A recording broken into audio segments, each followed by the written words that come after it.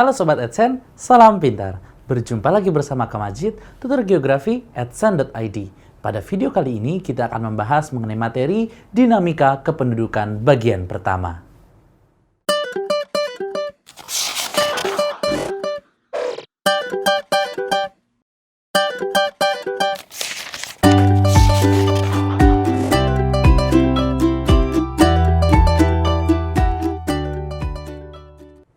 Baik teman-teman, kita akan memasuki materi mengenai dinamika kependudukan. Sebelumnya, teman-teman harus memahami dulu bedanya antara yang namanya penduduk dan yang kita sebut sebagai warga negara. Kalau yang kita sebut sebagai penduduk adalah semua orang yang tinggal dan hidup di suatu wilayah negara, kita ambil contoh misalnya di Indonesia, dalam kurun waktu sekurang-kurangnya 6 bulan. Jadi yang namanya penduduk itu semua orang yang tinggal di suatu negara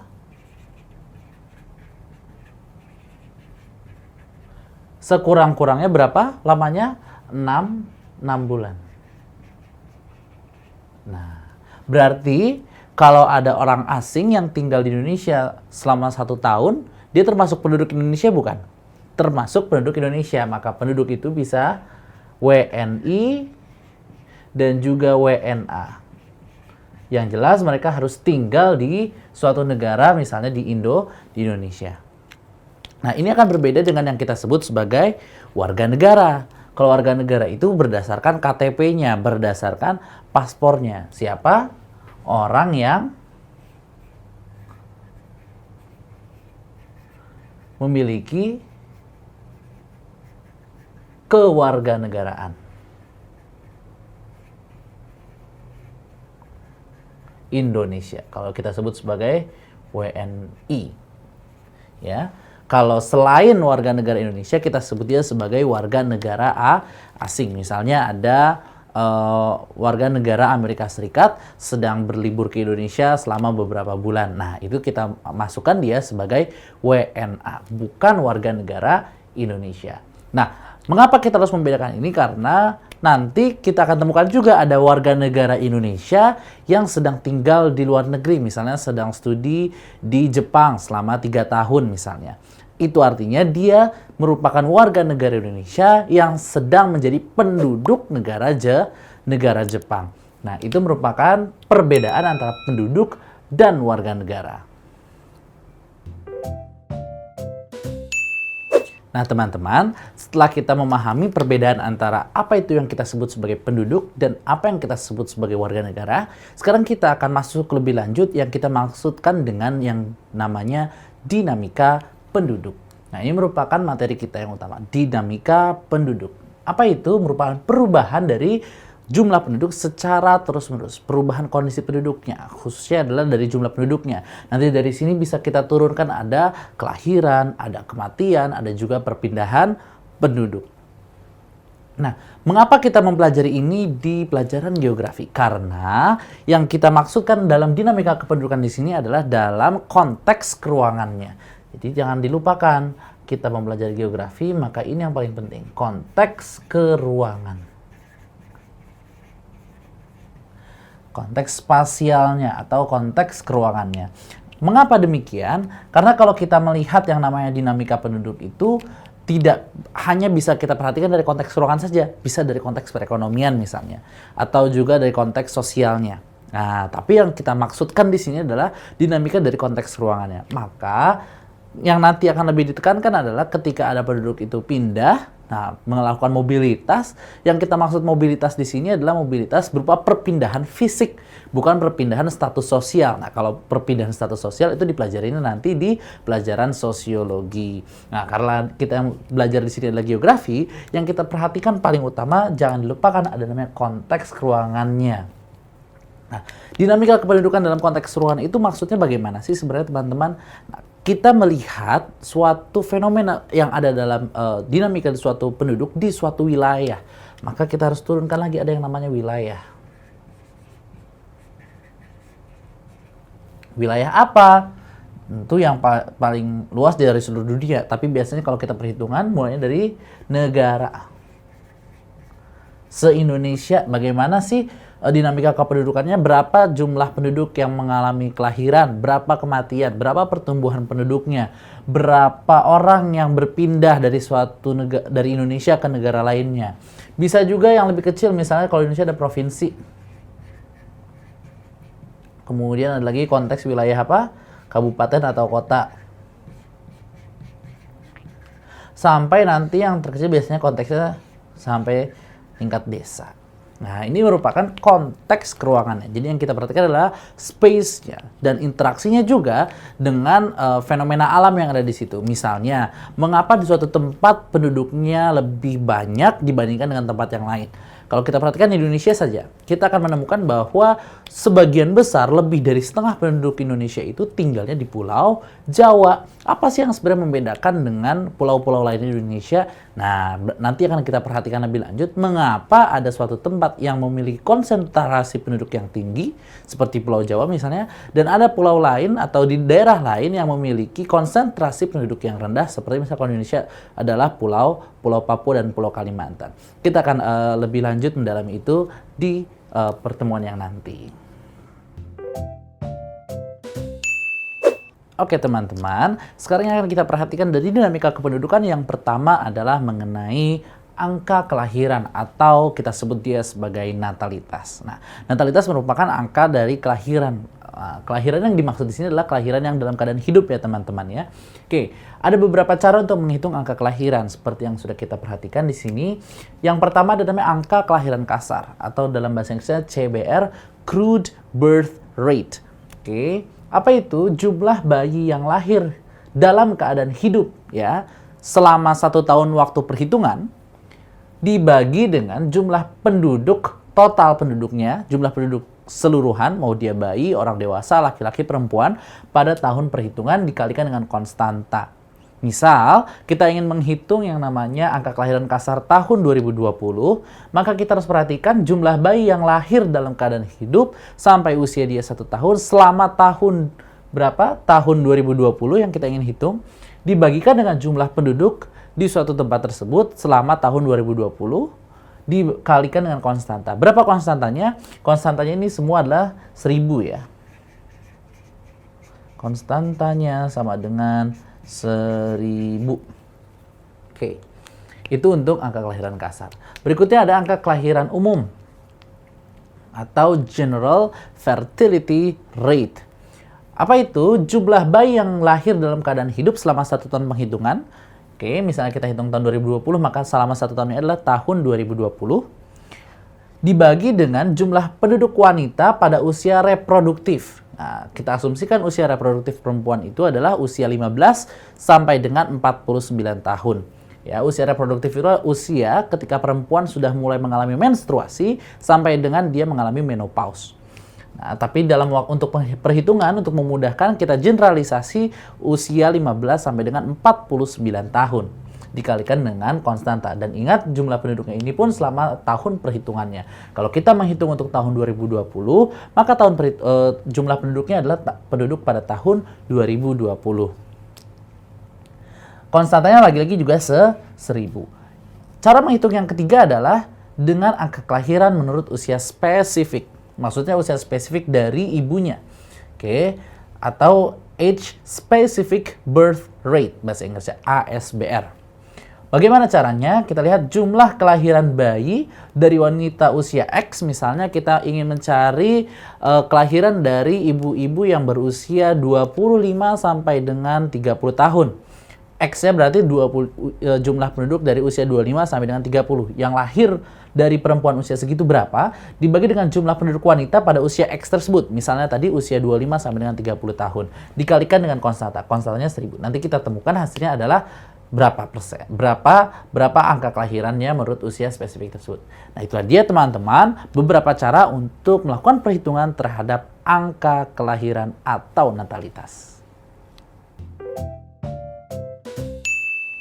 Baik teman-teman, setelah tadi kita melihat bagaimana cara memperhitungkan angka kelahiran, sekarang kita melihat bagaimana apa saja faktor-faktor yang sebenarnya akan mempengaruhi dari natalitas atau kelahiran. Nah, ada faktor pronatalitas atau faktor-faktor yang mendukung tingginya angka kelahiran sehingga mendorong angka kelahiran itu menjadi tinggi, dan juga ada namanya antinatalitas atau faktor-faktor yang dapat mempengaruhi menurunnya angka kelahiran. Nah, yang sekarang kita perhatikan yang pertama adalah pronatalitas atau faktor-faktor apa saja yang mendukung angka kelahiran itu akan menjadi lebih tinggi. Yang pertama adalah anggapan banyak anak banyak rezeki. Ini salah satu anggapan yang mungkin masih ada di masyarakat, ya, bahwa semakin banyak anak akan semakin banyak mendapatkan rezekinya. Makanya mereka akan berusaha untuk mendapatkan anak yang lebih banyak. Berikutnya yang kedua adalah pernikahan di usia muda. Mengapa demikian? Karena semakin muda usia nikahnya, maka dia bisa melakukan aktivitas reproduksi yang lebih banyak. Berikutnya yang ketiga adalah kurangnya informasi mengenai keluarga berencana. Ini merupakan program pemerintah untuk mengendalikan pertumbuhan penduduk. Berikutnya adalah tingkat kesehatan wanita, karena kalau perempuan itu semakin sehat, biasanya dia akan semakin baik untuk melakukan aktivitas reproduksi. Dan yang terakhir adalah keinginan untuk memperoleh anak laki-laki atau perempuan. Ini biasanya berkaitan dengan adat istiadat. Kalau di suatu adat istiadat itu dipercaya bahwa yang lebih memberikan keberuntungan misalnya adalah anak laki-laki, maka jika anak pertamanya perempuan, anak kedua perempuan, maka dia akan berusaha terus sampai mendapatkan anak laki-laki. Begitu pula sebaliknya, misalnya adalah keturunan didapatkan dari garis perempuan, maka akan ada dorongan untuk suatu keluarga itu memiliki anak perempuan. Jadi kalau anak pertama laki-laki, kedua laki-laki, dia akan terus memiliki anak sampai dengan anaknya dapat perempuan. Nah, itu merupakan faktor pronatalitas. Setelah tadi kita mempelajari tentang pronatalitas, sekarang kita lihat yang antinatalitas atau faktor apa saja yang mendukung agar angka kelahiran itu semakin berkurang. Yang pertama adalah anggapan bahwa semakin banyak anak, semakin banyak beban. Nah, ini kebalikan yang tadi. Kalau pronatalitas banyak anak, banyak rezeki. Kalau di antinatalitas adalah anggapan bahwa banyak anak akan semakin banyak bebannya. Apalagi biasanya ini tumbuh di masyarakat perkotaan yang melihat bahwa biaya pendidikan tinggi, biaya kesehatan tinggi, biaya untuk makan tinggi, biaya hidup tinggi. Maka mereka akan merasa semakin banyak anak akan menambah beban hidup mereka. Berikutnya yang kedua adalah pelaksanaan dari keluarga berencana. Kalau di Indonesia, keluarga berencana adalah untuk merencanakan keluarga dengan 2 anak saja. Nah, sementara kalau di negara lain, misalnya di Cina, ada kebijakan untuk 1 anak saja, one child policy. Nah, tetapi kalau di Indonesia, dia masih dua anak saja untuk melakukan pengendalian terhadap pertumbuhan penduduk. Faktor antinatalitas yang berikutnya adalah penundaan usia pernikahan. Nah, salah satunya adalah dengan cara menetapkan undang-undang pernikahan yang menunjukkan bahwa minimal pernikahan itu usia sekian tahun. Jadi tidak ada secara hukum tidak diperbolehkan misalnya perempuan menikah usia 15 tahun atau laki-laki menikah usia 15 tahun. Itu tidak diperbolehkan menurut undang-undang. Dengan melakukan penundaan pernikahan, maka akan tertunda juga yang namanya untuk memiliki anak. Berikutnya adalah banyaknya perempuan yang memilih menjadi wanita karir. Karena kalau misalkan dia wanita karir, biasanya di pekerjaan mereka ada target-target pekerjaan tertentu, sehingga mereka tidak memiliki dorongan untuk memiliki anak lagi. Kemudian adalah pembantasan terhadap tunjangan anak. Maksudnya bagaimana? Para pekerja misalnya biasanya di dalam perusahaan itu ada tunjangan apabila mereka memiliki anak. Nah, biasanya disesuaikan dengan program pemerintah bahwa kita anak dalam keluarga berencana adalah 2 anak, maka tunjangan itu biasanya diberikan sampai anak kedua. Jadi kalau misalkan dia menambah anaknya lagi 3, 4 dan seterusnya, anak-anak tersebut yang ketiga dan keempat dan seterusnya itu tidak mendapatkan tunjangan dari tempat orang tuanya bekerja. Nah, itulah dia beberapa faktor yang dapat menjadi faktor antinatalitas. Oke teman-teman, setelah tadi kita melihat yang namanya angka kelahiran atau natalitas, sekarang kita masuk ke angka kematian atau mortalitas. Oke, ada beberapa cara untuk melakukan penghitungan terhadap angka kematian. Kita lihat di sini ada 3 cara. Yang pertama namanya adalah angka kematian kasar atau crude death rate. Oke, apa itu? Caranya dengan cara jumlah kematian selama 1 tahun perhitungan dibagi dengan jumlah penduduk pada pertengahan tahun perhitungannya. Jadi misalkan kita melakukan penghitungan angka kematian kasar untuk tahun 2020, maka yang kita cari adalah jumlah kematian sepanjang tahun 2020 dibagi dengan jumlah penduduk pada pertengahan tahun 2020. Nah, kemudian dikalikan dengan konstanta. Lagi-lagi yang kita sebut konstanta sama dengan 1000 ya teman-teman ya. Konstantanya sama dengan 1000. Oke, berikutnya adalah angka kematian bayi atau infant mortality rate. Oke, Bagaimana cara perhitungannya? Kita lihat di sini adalah jumlah bayi yang mati sebelum usia 1 tahun selama 1 tahun perhitungan. Oke, dibagi dengan jumlah kelahiran bayi yang hidup selama 1 tahun dalam tahun perhitungan itu. Misal kita hitung untuk tahun 2020, maka kita lihat jumlah bayi yang mati sebelum usia 1 tahun selama tahun 2020 dibagi dengan jumlah bayi yang lahir dan hidup selama tahun 2020 dikalikan dengan konstantanya sama dengan 1000. Cara yang ketiga adalah melakukan angka kematian menurut usia spesifik atau Age Specific Death Rate, oke, ASDR. Yakni caranya adalah dengan cara membagi antara jumlah kematian pada usia X, misalnya kita ingin mencari antara usia 40 hingga 45 tahun, maka kita masukkan jumlah orang yang meninggal pada usia 40 hingga 45 tahun dibagi dengan jumlah penduduk pada usia X, usia 40 hingga 45 tahun itu, kemudian nanti dikalikan dengan konstantanya sama dengan 1000. Itulah dia beberapa cara untuk melakukan perhitungan terhadap angka kematian atau mortalitas. Nah, teman-teman, setelah tadi kita lihat bagaimana cara kita melakukan penghitungan terhadap angka kematian, sekarang kita lihat apa saja sih sebenarnya faktor-faktor pro-mortalitas dan juga anti-mortalitas. Kalau pro-mortalitas berarti faktor-faktor yang mendorong tingginya angka kematian. Kalau nanti ada anti-mortalitas berarti faktor-faktor yang mendorong adanya penurunan terhadap angka kematian. Kita lihat dulu yang pro-mortalitas atau faktor-faktor yang mendorong angka kematian menjadi lebih tinggi. Yang pertama adalah rendahnya kesadaran hidup sehat. Oke. Itu jelas ya teman-teman ya, sehingga nanti banyak penyakit, kemudian nanti lebih cepat untuk meninggal dunia. Kemudian adalah fasilitas kesehatan yang tidak memadai. Misalnya di daerah-daerah yang sulit dijangkau, tidak ada puskesmas, dokternya masih sangat terbatas. Nah, itu akan menyebabkan tingginya angka kematian. Berikutnya adalah kecelakaan lalu lintas ya. Semakin banyak kecelakaan lalu lintas biasanya semakin besar juga kemungkinan untuk kematiannya. Kemudian juga ada terjadi bencana alam, misalnya adalah tsunami, gempa bumi, atau gunung meletus. Nah, itu bisa menyebabkan tingginya angka kematian.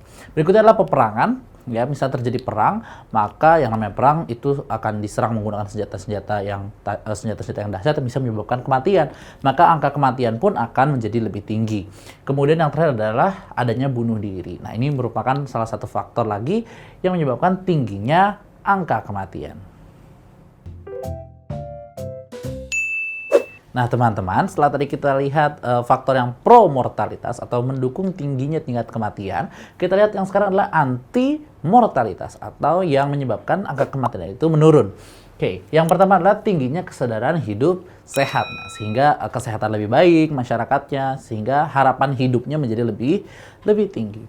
Kemudian yang kedua adalah fasilitas kesehatan yang memadai. Nah, jelas ya teman-teman ya, dengan ada fasilitas kesehatan yang memadai, maka ketika masyarakatnya sakit, dia bisa berobat dan memiliki kemungkinan sembuh yang lebih besar. Kemudian yang ketiga adalah lingkungan yang bersih, karena ini juga mendorong hidup yang sehat. Dan yang terakhir adalah ajaran agama yang melarang bunuh diri, sehingga dapat mencegah terjadinya bunuh diri. Nah, inilah dia teman-teman faktor-faktor yang menyebabkan angka kematian itu akan menurun. Baik Sobat AdSense, sampai di sini dulu pembahasan kita terhadap materi dinamika kependudukan bagian pertama. Sampai jumpa lagi bersama Kak Majid di video yang lainnya. Salam pintar! Sekian Sobat AdSense untuk video pembelajaran hari ini. Sampai ketemu lagi di video belajar berikutnya. Jangan lupa aktifkan notifikasi untuk video terbaru kami ya. Sobat AdSense juga bisa mengunjungi adsense.id dan temukan ribuan video pembelajaran. Sampai jumpa Sobat AdSense, salam pintar!